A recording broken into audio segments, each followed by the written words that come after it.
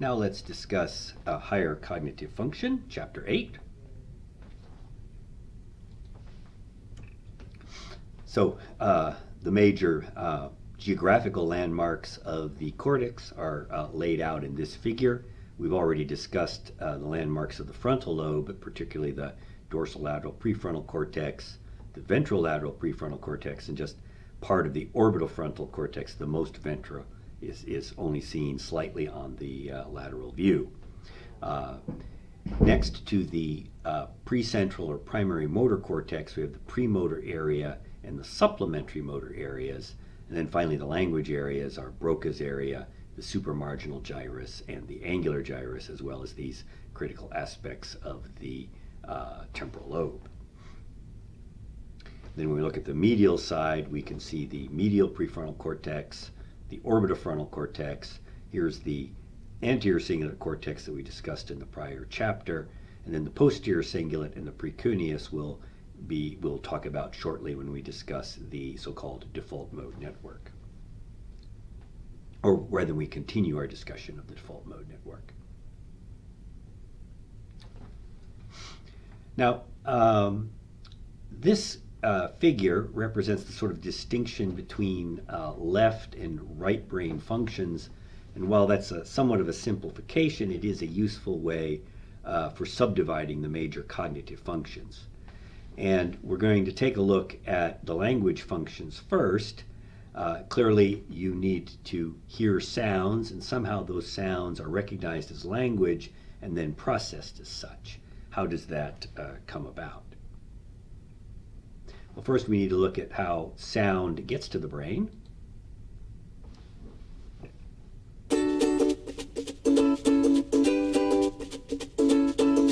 Have you ever wondered how sounds make their way from the source all the way to your brain? Take a trumpet, for instance. When it's played, it makes sound waves in the air. The outer ear catches the waves, which then travel through a narrow passageway called the ear canal. The sound waves reach the eardrum, which is a membrane roughly half the size of a dime. They make the eardrum vibrate, which in turn vibrates 3 tiny bones called the malleus, incus, and stapes. These bones amplify or increase the sound vibrations and send them to the cochlea. The cochlea is shaped like a snail and is the size of a garden pea. It is filled with fluid, and the sound vibrations make this fluid ripple, which creates waves. Hair-like structures called stereocilia sit on top of hair cells and are grouped together as hair cell bundles inside the cochlea. The hair cells inside the cochlea ride these waves, and the hair bundles are moved. The hair bundle on top of the hair cell turns these movements into electrical signals. As the hair bundles are moved, ions rush into the top of the hair cells, causing the release of chemicals at the bottom of the hair cells. The chemicals bind to the auditory nerve cells and create an electrical signal, which travels along the auditory nerve to the brain. Different hair cells respond to different frequencies of sound. The hair cells at the base of the cochlea detect higher-pitched sounds, such as a piccolo or flute. The hair cells toward the top of the spiral detect progressively lower-pitched sounds, such as a trumpet or trombone. At the very top or apex of the spiral, the hair cells detect the lowest-pitched sounds, such as a tuba.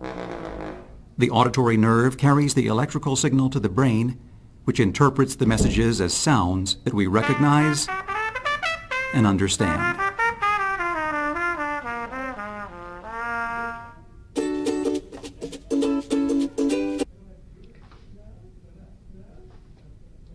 Now, well, that helps. Music is in a way easier to interpret with that example because you just have a series of sounds. But what about understanding words? For instance, this is what the eardrum senses for these various words. And so you see with not, and whenever there's a T, it gets cut off. Same thing with got. So you can see how those two waveforms are the same. Then there's room. The difference is when you're dealing with vowels, you have this extended vibrating of the vocal cords that make the vowel sound, and then when you do a consonant, such as M or R, there's a cutoff. And while this example sort of is the perception of individual words, when there's a sentence, these waveforms all come together, and the words are not clearly differentiated, yet the brain has no difficulty perceiving individual words. So in order to understand this process more, we have to understand the building blocks of language that are described on page 150. Language can be divided into phonemes, which is the is a sound that is recognized as a part of that language. So B-A or ba, R-O, R, that's a phoneme that can be made a word in the particular language that you know. The lexicon or semantics is basically your mental dictionary. Once those phonemes are assembled into a word, how do you recognize that word for what it is? Morphemes involve the written word. A morpheme is the representation of a phoneme or something that's used to indicate usage. So the letters BA, or the morpheme for ba, and ED at the end of the word, when we indicate past tense, such as in jumped, the ED in that case is also a phoneme. Syntax is simply the grammar of the particular language. Saying, I run fast. You have the subject, the object, the subject, the verb, and then the object of the particular sentence. And of course, each language follows its own rules for that. In English, generally, the descriptive word goes in front, whereas in Spanish it goes behind. Finally, in pragmatics, this is the way that nonverbal communication and facial expression are integrated into language, and also involves things like the use of slang or proverbs, things that go beyond the literal use of the medication. So if your friend says, how about a movie tonight, and you say, well, I'm kind of tired, you didn't literally answer the question as to whether you wanted to go to a movie or not, but your pragmatic use of the language in this case is pretty clear to the person who asked the question. And naturally, it's the pragmatic aspects of language that people with autism spectrum disorders tend to have the most difficulty with. And we can look at the brain in terms of what it looks like when you're just listening passively to speech. And this shows us the activation of the so-called phonicological loop. That is, the temporal lobe, the auditory processing areas are active.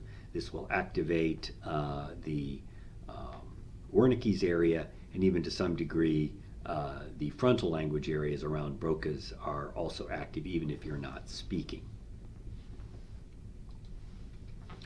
Now, this is a classic imaging study that is described in the text. First of all, in the upper left, people are simply looking at a fixation point. So there is a visual stimuli there, so there's some activity in the visual cortex. To the right of this, now they're looking at viewing nouns passively, and you see further activation of the visual cortex, but also some activation of the left temporal lobe, because presumably this person is perceiving what these nouns mean. If we ask the individual to read nouns out loud, we see activation of the motor strip, because obviously they're moving their lips, but we don't see activation of Broca's area. This occurs when people are asked to generate a verb. So if they are shown the picture of a hammer, they have to say pound, or if they're shown a picture of a car, they have to say drive. So it is the active use of verbs that activates Broca's area. And indeed, the language appears to be separated, verbs being processed in the frontal lobe, whereas objects are processed in the temporal and parietal areas.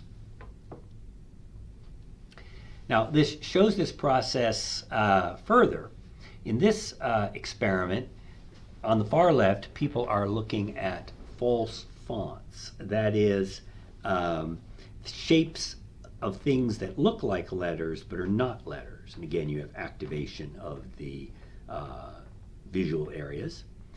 Then next they look at letter strings, which are just consonants, which cannot be cannot be pronounced. And then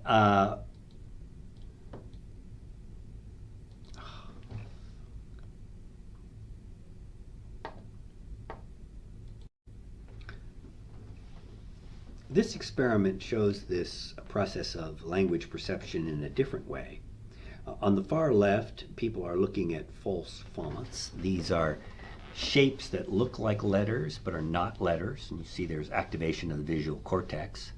Letter strings are simply strings of consonants, so that it's not pronounceable, and you can see that the activation really isn't that different from when they're just false fonts. Finally, when people are looking at pseudo words, this would be a word like wobby, W-O-B-B-Y. It's not a word, but it follows the rules of the English language so that you can, in fact, pronounce it. And you see now we get activation of the left temporal areas, which is similar to the activation that we get when people look at actual words. Now, so when we perceive sounds, they enter the temporal lobe. When they enter Wernicke's area, they are recognized as language sounds and assembled into words. These words can be sent forward to Broca's area. If it's an action word, then Broca's area is going to be interested. But the act of perceiving what the word is and how it fits into the context of the sentence goes far beyond this simple process, and that is shown in this video here.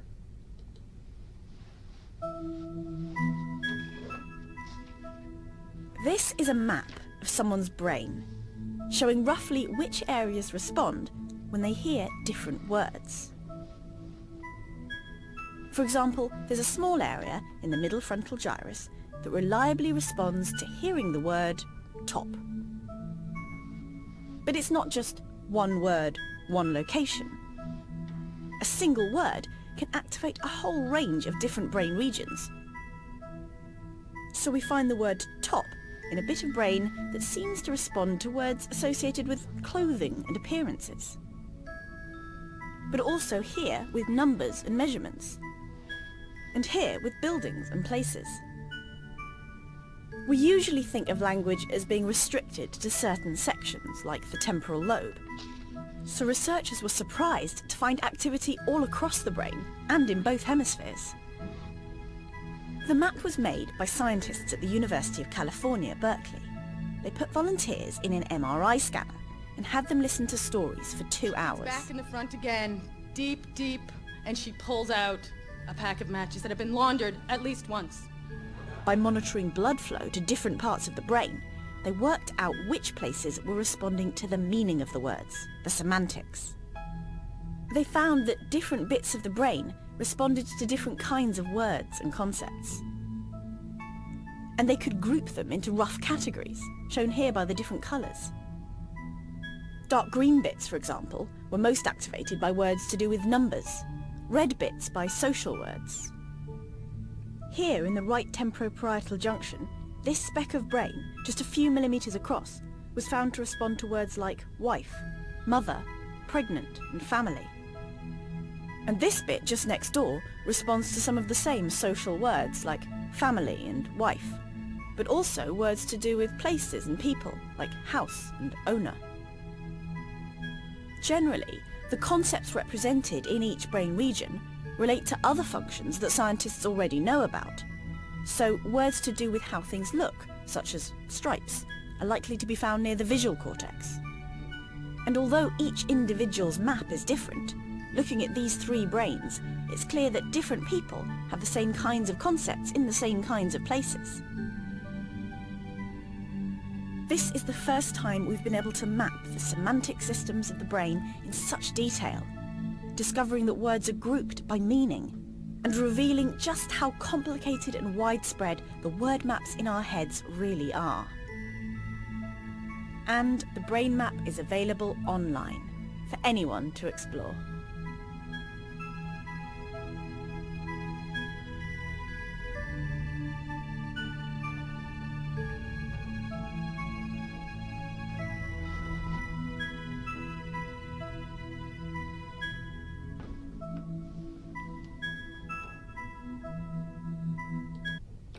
So what's striking about this is that words are not put in one discrete area of the brain.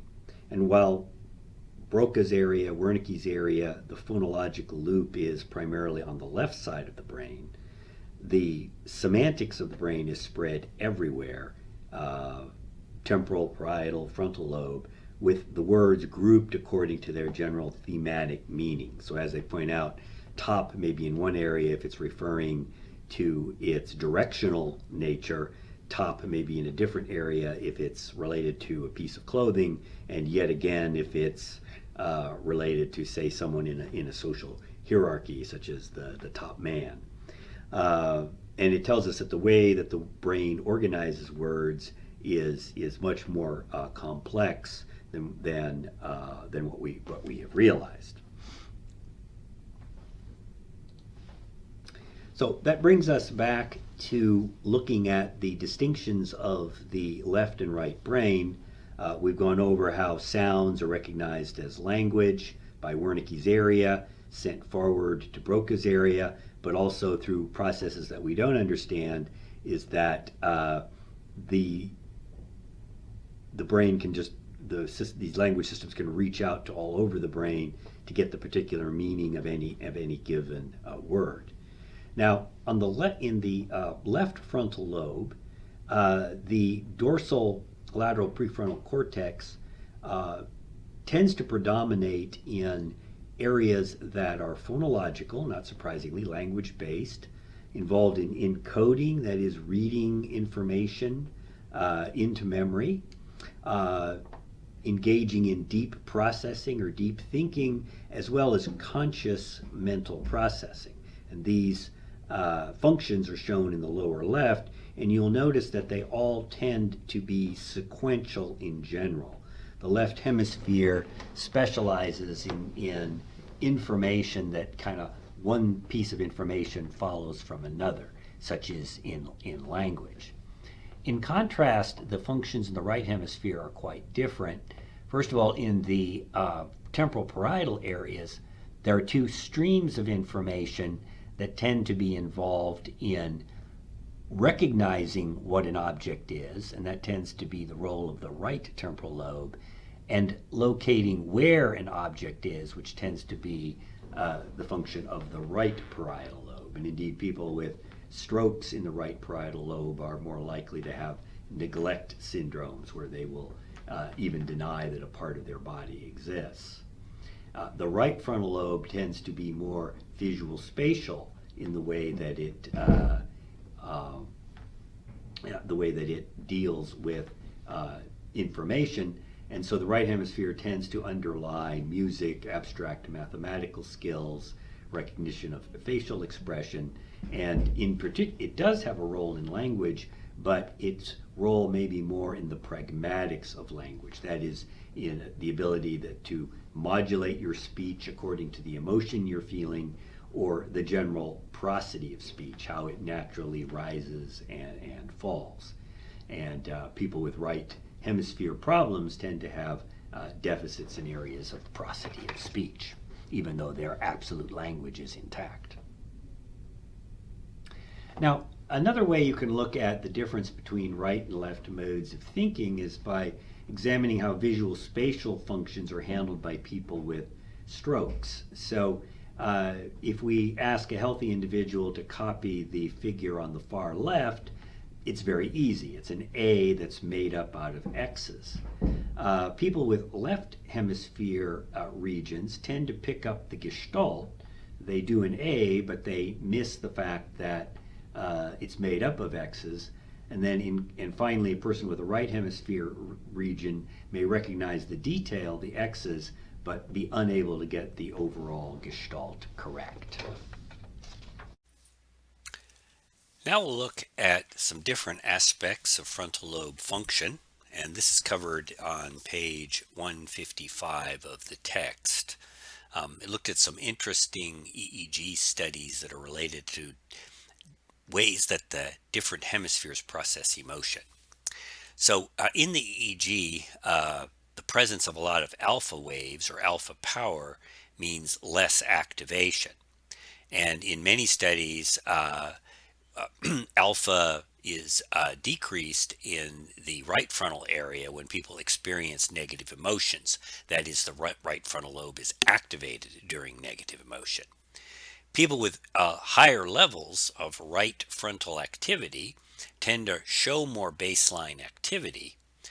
Developmentally, infants who have increased right frontal activity will tend to have more intensive separation cries. And then finally, inhibited preschoolers also have greater right frontal activity. And this suggests that the right hemisphere is sort of part of a withdrawal mechanism, that it biases toward withdrawing from negative stimuli. And by the same token, the left hemisphere may be more biased toward approaching, which can be more positive stimuli. Interestingly, when people have brain tumors, a right frontal brain tumor is more likely to result in mania. That is, if the negative enhancing right hemisphere is gone, the left approach hemisphere predominates. And in the reverse, left frontal tumors tend to result in a higher incidence of depression. So again, this is evidence that Harmon Jones and colleagues pointed out that the hemispheres have these different biases toward even approach or withdrawal.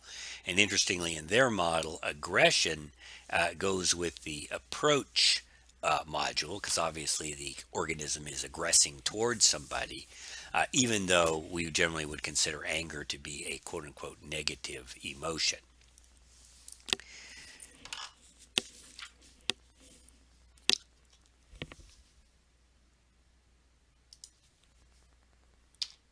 Now, with that, we'll get into some other aspects of executive function.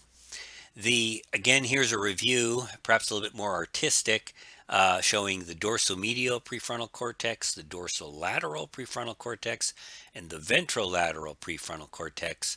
The orbitofrontal cortex is the most ventral part of the prefrontal cortex, but you can see it's illustrated here when you remove the other parts of the cortex. And then you can also now see the anterior cingulate cortex wrapped around the corpus callosum here. Now, on page 156, I give an example of using working memory. There's the little vignette of the word problem. Sally was walking down the street carrying 5 apples. She walked 5 blocks north and met her friend. She gave her friend 2 apples and walked 4 blocks west. She ate an apple and then walked 1 block south to her home. How many apples did she have left? This is a working memory problem because you have to not simply use short-term memory, but you have to actively manipulate the information in your head. You also need to recognize that the number of apples that exchange hands as the relevant information rather than the directions and number of blocks that the person walks. Dorsolateral prefrontal lesions are particularly prone to cause working memory problems because this online processing of information becomes limited.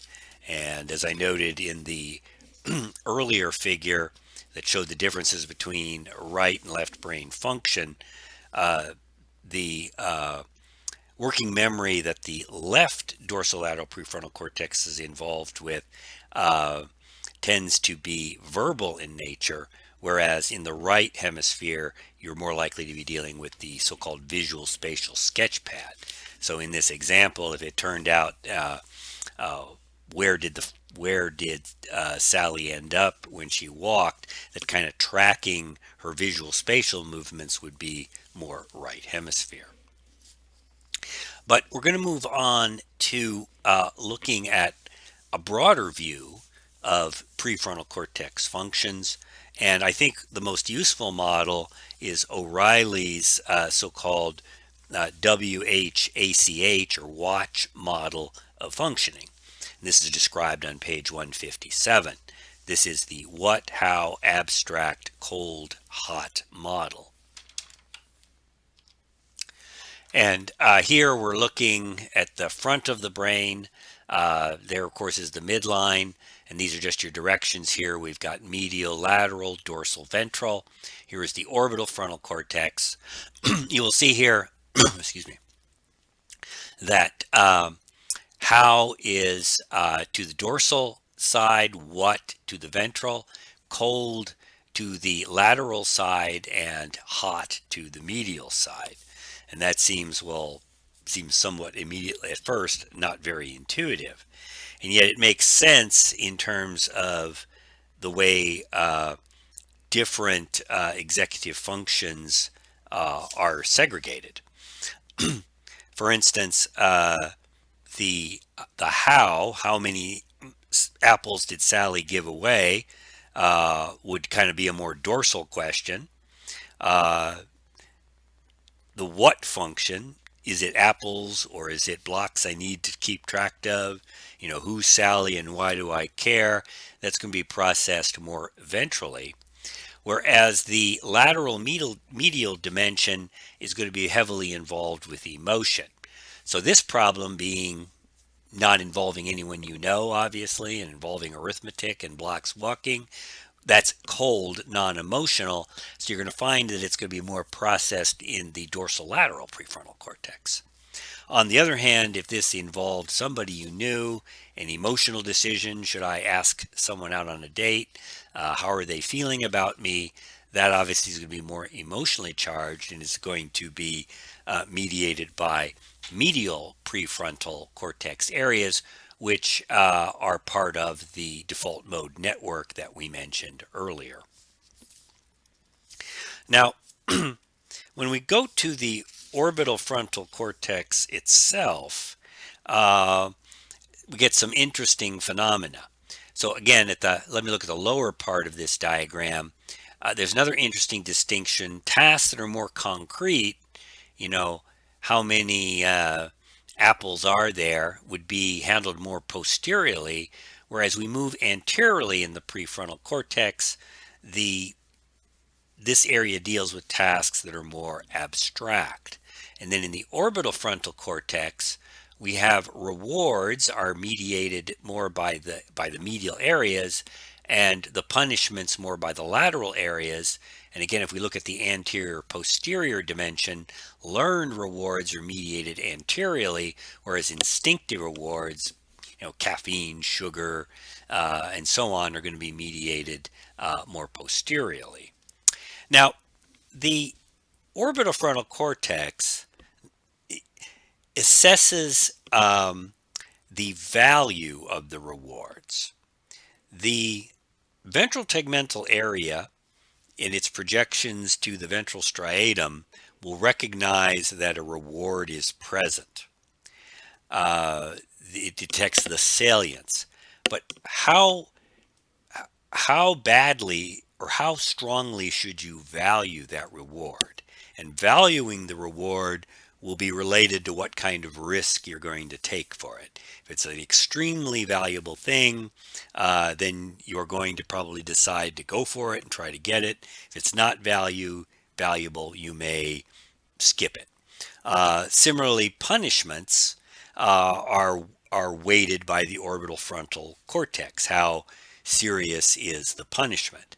So if you're deciding, am I going to study for an exam versus go to a party, you're balancing the rewards of the party with the punishment of studying, which is presumably boring. But that in turn, studying is related to the learned reward of getting a grade, a good grade, and then it ultimately would be worth major rewards in the future. So once the reward or punishment is present in the environment, and you've done all your higher level reasoning about it, the OFC is critical for assigning the appropriate value and allowing you to make that decision about the risk. The more the amygdala, with its emphasis on biological significance, is driving the decision, we're hungry, we need to eat, then the more the OFC is likely to enter that into the calculation. If the amygdala is leaving the situation alone, then the OFC may calculate the value of the reward that's out there somewhat differently. And all of this will ultimately influence what the final motor action would be. So on page 59, I begin to discuss some imaging studies that get into this. For instance, there's a study by Dougherty and colleagues from 1999 in which people were asked to imagine scenarios in which their mother was in danger. And in some of these scenarios, they were allowed to imagine acting aggressively in defense of their mothers, and in other scenarios, they were asked to imagine not responding aggressively. The greatest degree of deactivation occurred in the situation where they were allowed to retaliate, suggesting that when the OFC is active, you get inhibition of the more immediate response, but if the mental set is to restrain, then the OFC is part of that. And that was seen more clearly in a study where they actually measured real aggressive behavior. And this graph here is shown in the book and comes from the study of Meyer and colleagues from 2015. And in this study, these people played a game against an opponent while they were in the scanner. And they, certain situations, this opponent, who actually was fictional, was punishing them by delivering a loud noise into the scanner. And when this happened, the subject would be shown a picture of this supposed opponent who was either staring angrily or had a neutral expression. Now, when the opponent had an angry expression, the OFC was more activated relative to the neutral expression. Then the subjects then had an opportunity to punish their opponent. So this is what we see here. We look at everybody. When the angry face appears, the amygdala, which is the solid line, that activates, and so does the OFC. But when the decision is made to act aggressively, the OFC decreases in activity. Now, the people in the study then divided the subjects into less and more aggressive subjects. In the less aggressive subjects, they had much greater activation of the OFC, and then, but they also had a decrease in the OFC when they acted aggressively. In contrast, more aggressive subjects did not have a strong activation of the OFC. So the OFC is saying in this case, that guy's looking at us nasty. He gave us a loud noise. I'd like to retaliate, but the OFC may be activating and saying, do you want to strike back? Maybe not. But then at the moment where the decision made is to strike, then the OFC drops. And it's easy to imagine, and in fact, you don't have to imagine, you can see it here. There's variability between the individuals in terms of how the OFC acts when they make this decision. Now, this does not mean that each of these people were hardwired to be aggressive or non-aggressive. It just means that when people tend to be aggressive, they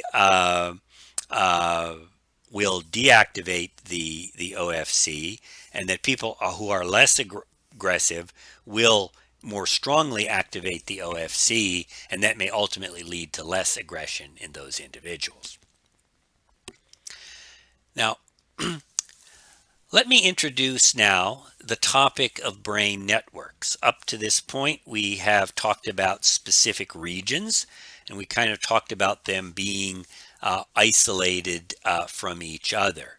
So here are several networks we're going to look at. In orange, you have the frontal eye fields and the attention networks that we talked about in the first lecture. And in green, we have the medial prefrontal cortex and the posterior cingulate cortex, parts of the default mode network that we spoke of. And here you can see their anti-correlation. When one network is active, the other is less active. So again, when you're outwardly focused on something, your attention networks are activated and default mode is turned off. When you're not paying attention, then the default mode may be more active. So, and here we're not talking about isolated brain regions, but various networks that are working together.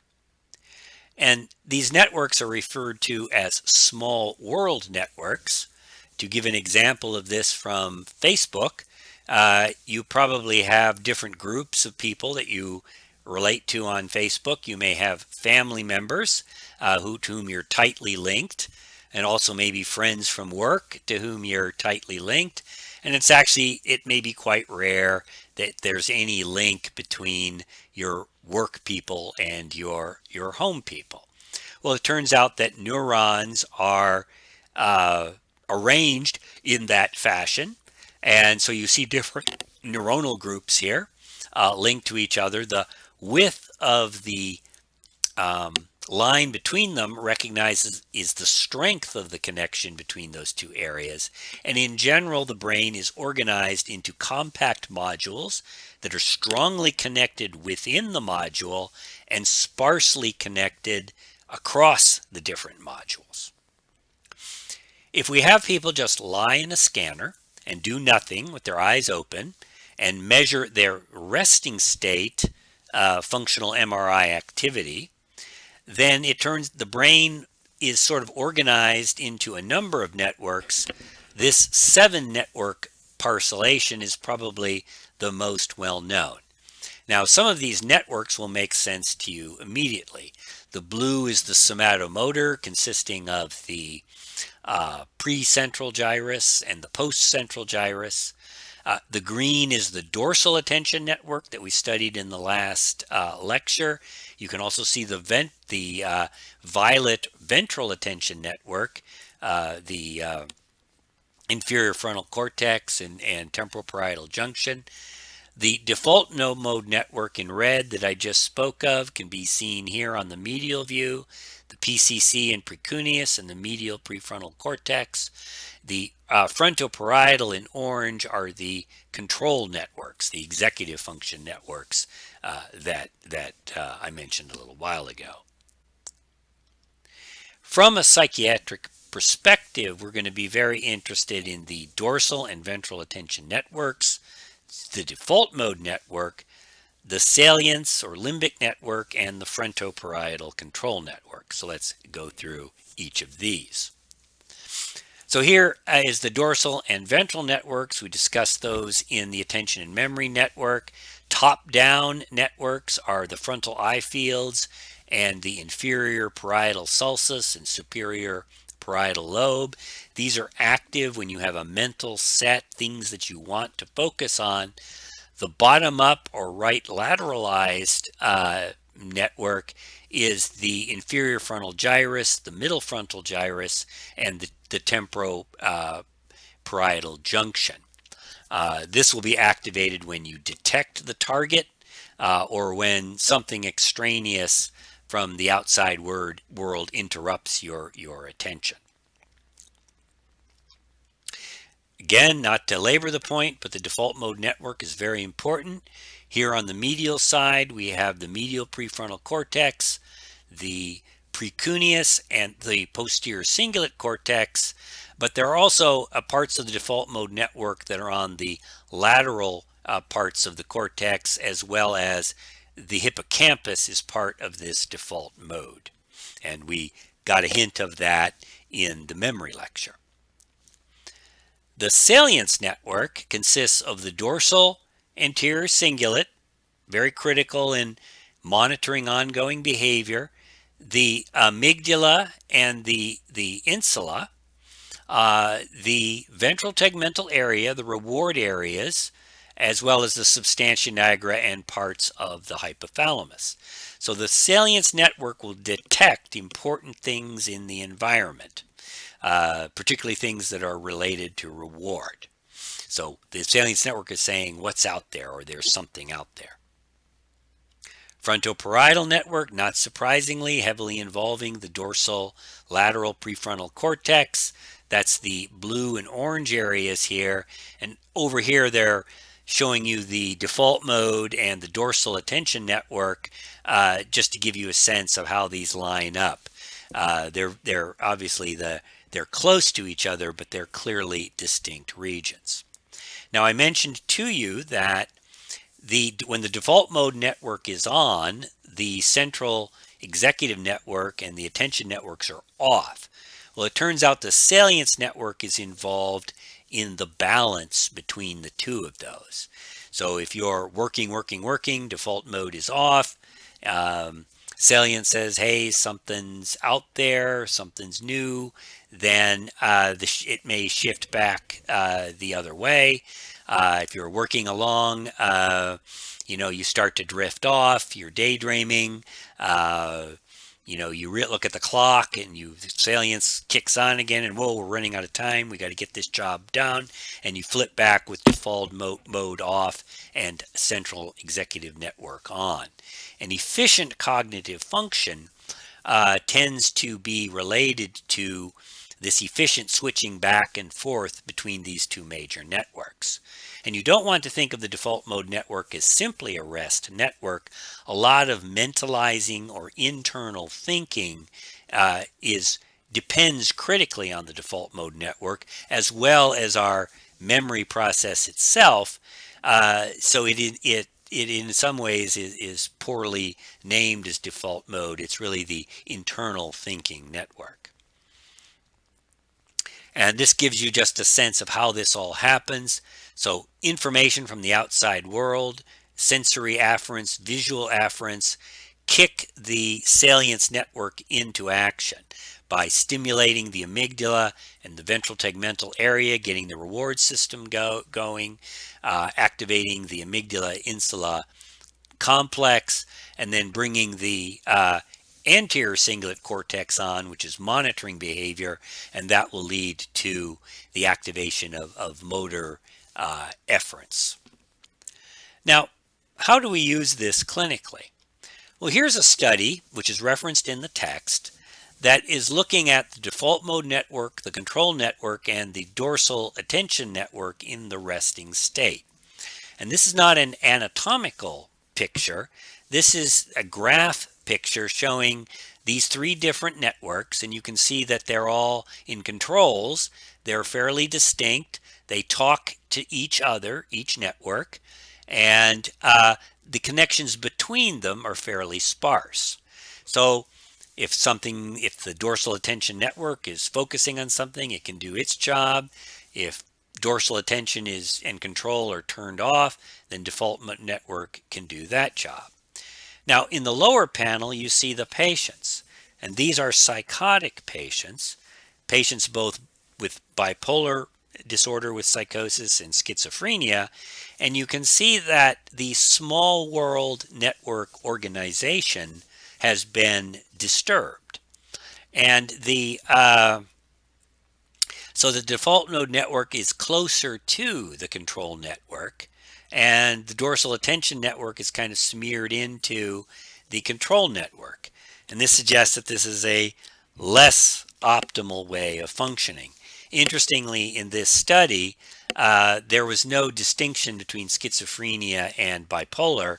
There was only the distinction between psychosis and control, suggesting, people who perhaps were not in touch with reality or were having hallucinations. This is the type of brain organization that they had. And we're going to come back to this when we study schizophrenia itself, and both the small world aspects of the network plus the organization of the hippocampus and the anterior and posterior memory systems that I discussed in the first lecture will come together to help us understand the pathophysiology of psychosis.